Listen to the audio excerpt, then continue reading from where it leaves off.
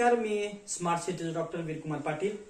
आज आपल्याला आंबा आणि त्याच्या फवारण्या या संदर्भात मी बोलणार आहे। आंबा सीझन हा चालू होईल आणि थंडीही चालू झालेली आहे, मोहर यायला चालू झालेला आहे। बागायतदार आता फवारणीच्या गडबडीत लागलेले आहेत। तर मी आंबा बागायतदारांना काही टिप्स देणार आहे। तर आज आपण ज्या फवारण्या करतो त्या किती सदोष आहेत याचा उहाप आपण केला पाहिजे। मार्केट मिळणारी औषधं आपण आणायची आणि ती मारायची असं नाही झालं पाहिजे। तर त्याच्यामध्ये आपण फवारणी करताना 4 ते 5 ग्रुपचा आपण विचार केला पाहिजे।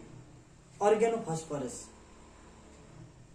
Carbamates, organochlorine, fiproles, IGR, pyridine groups असे 5 ते 6 ग्रुप क्लासिफिकेशन ज्याचा आहे त्या क्लास नुसारच वापरला पाहिजे। समजा ऑर्गॅनो फॉस्फरस मधला एखादा तुम्ही घटक वापरला तर तो परत नाही वापरला पाहिजे।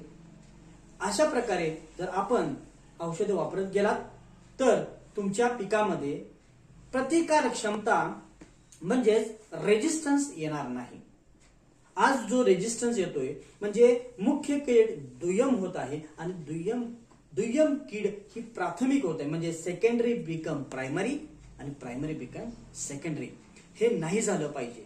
तर त्यासाठी आपण वेगवेगळ्या ग्रुपची औषधे ही एकदाच मारली पाहिजेत। बरीचशी जी औषधं आहेत ती ऑर्गॅनो फॉस्फरस ग्रुप मधली आहेत।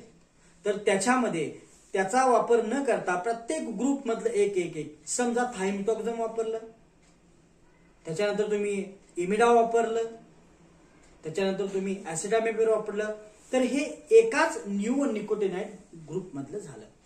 तर निओनिकोटिनाइड मधला एकदाच तुम्ही इमिडा वापरा, बाकीच्या वेळी थायमिथॉक्झम किंवा इतर तुम्ही ऍसिटामिपिर वगैरे वापरणार। ज्या ठिकाणी तुम्ही एकदाच हे वापराल आणि तुम्हाला निओनिकोटिनाइड वापराल तर त्या ठिकाणी रेजिस्टन्स म्हणजे प्रतिकार क्षमता तयार होणार आहे।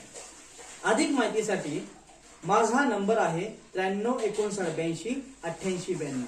आपल्याला काही प्रॉब्लेम असतील तर तुम्ही मला डायरेक्ट मेसेज करू शकता किंवा कॉल करू शकता। धन्यवाद। स्मार्ट सिटीचा डॉक्टर वीरकुमार पाटील, कोल्हापूर, गारगोटी।